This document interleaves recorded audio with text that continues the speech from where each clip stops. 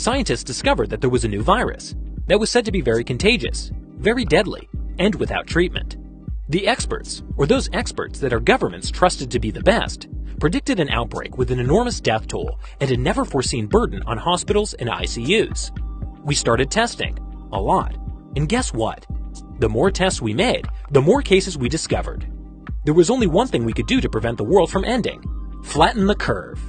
Many countries took drastic measures trying to prevent the apocalypse, and did what humanity had never done before: shut down the entire society, shut down a major part of the economy, and quarantine the healthy.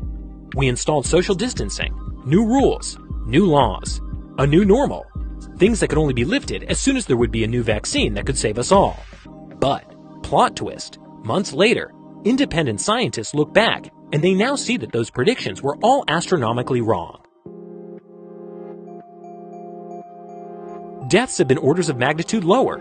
They are, in fact, even comparable to other severe flu seasons. And yes, there were local variations in severity, as always, in every flu season. But what was actually going on then? First things first, the world was not on the brink of an extreme outbreak of a highly deadly and highly contagious disease. Instead, we were already well underway in a pretty normal infection wave of a pretty normal mixture of flu viruses, in which, as every year, coronaviruses were the last of the season. The exponential growth in cases that looked so frightening was nothing more than the direct result of the exponentially growing number of tests performed, showing positives on people that were already weeks or months before exposed to the virus.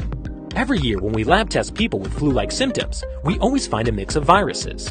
Rhinoviruses always come first, then influenza A and B appear, and finally the coronaviruses show up in the game. So, what was different this year? Actually, nothing. Let's have a look at the infection waves in all countries.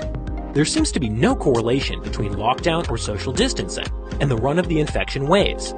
Countries with strict or no measures did comparably well or bad in keeping the spread of the virus low. Actually, in most countries, social distancing was imposed well after the true infection wave, or R value, peaked, indicating that lockdowns did not cause the cases to drop.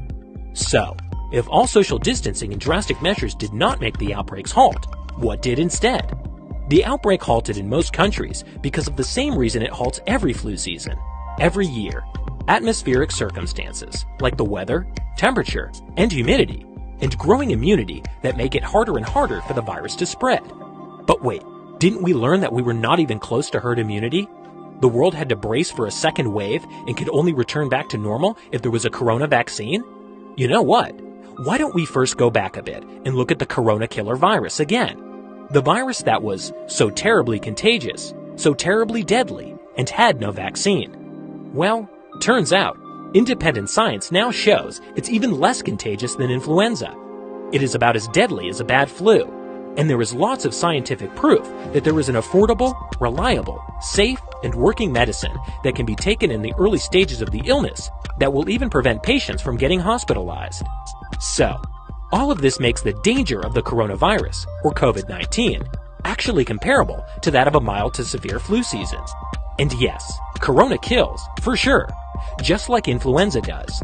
But it's not as deadly as illnesses that we have been living with for hundreds and hundreds of years without that much attention of the media. You might be wondering, those antibody tests only show 5 to 10% positives, and to be safe, we needed 70 to 80%, right? So we are not even close? No. What you've been told is not really what reflects reality.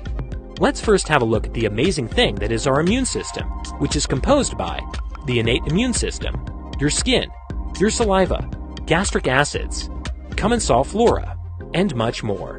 And your adaptive immune system, killer T cells, helper T cells, and antibodies. Pretty cool, huh? Turns out that for, like, influenza and other types of viruses, most of us have an innate immunity already, which is, for example, why 75% of the elderly that were exposed on the cruise ship Diamond Princess did not get the virus at all, even though they were drifting around as a perfect incubator for a month.